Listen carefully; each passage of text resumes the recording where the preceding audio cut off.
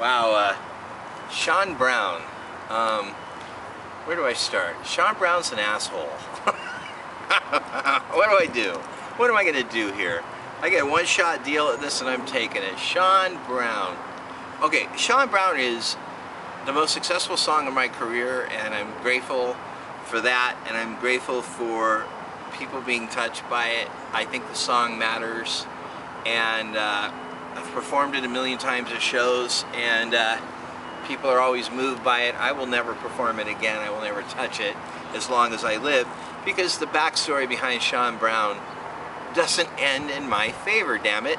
Sean Brown's an asshole. That's going to be the name of it when I redistribute the record, you know, and when I remix the record and add extra songs and put it in a box set. Sean Brown, I'm going to give you his phone number, his address, you could deal with it. Sean Brown was a young man that I met in Las Vegas, and we dated for a bit, and I felt really strong that it was more important that I shared the Lord with him than shared myself with him, so I turned our relationship to work towards that. And the following time I was supposed to be in Vegas and see him again, he didn't show, he didn't call, he didn't let me know. I never heard from him again, and I just figured that he didn't really want to, he didn't want to buy what I had to sell. And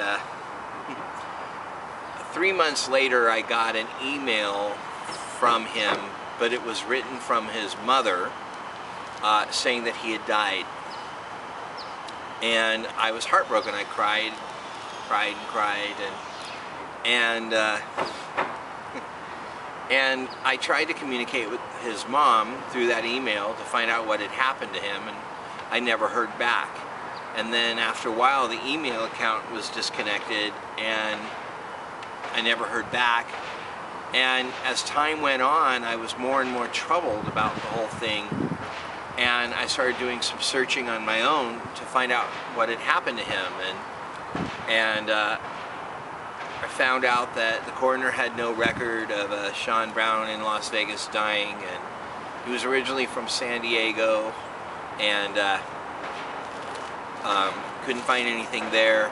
I have a friend who worked for the government, do some serious searching, and we couldn't find anything, and I was like, wow, maybe he just gave me a fake name, and so months went by again, and I picked up the phone and called his number, and his phone was still working, his voicemail still had his voice on it, and I was really freaked out. And I called his phone company to find out what I could do next, and I actually talked someone in his cell phone company into going into this records for me, and that person let me know that as of the month that he had supposedly died,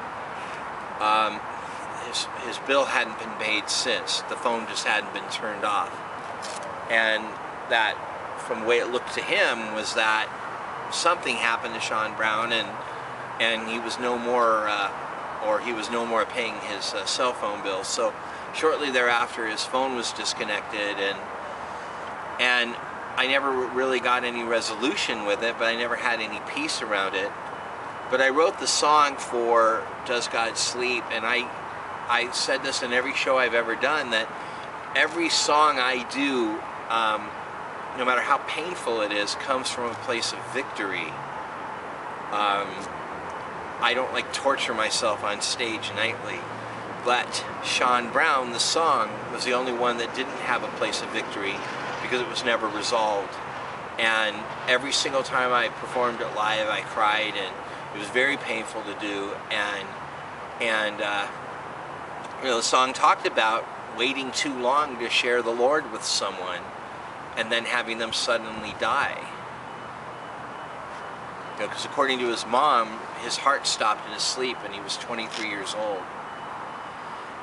So I did it for years, and it was part of my life for years, and one day I just out of the blue did a web search based on his